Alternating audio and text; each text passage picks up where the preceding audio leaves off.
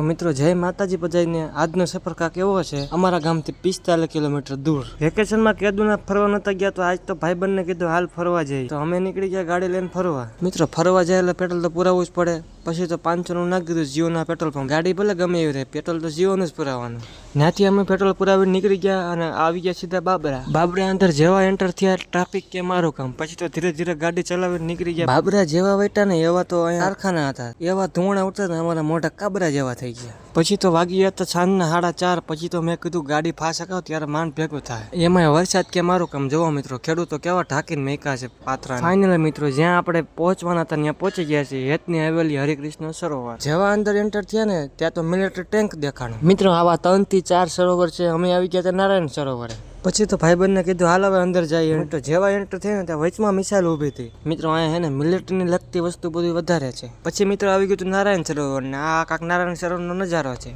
પછી તો હું મારો ભાઈબંધ નીકળી ગયા પાણીની અંદર બધા જાય તો આપણે શું વાંક મિત્રો આમાં પાણી કે મારું કામ ને વરસાદનું માવઠું હતું વરસાદ કે મારું કામ ગમે એમાં વરસાદ હોય કે ઠંડી હોય પોન્સર થાય એટલે પી જ લેવાનું અમે પીધું બદામ અને મિત્રો પછી અમે નીકળી ગયા ઘર બાજુ વિડીયો કેવો લાગ્યો લાઈક કરજો કોમેન્ટ કરજો અને ફોલો કરવાનું ભૂલતા જ નહીં મિત્રો.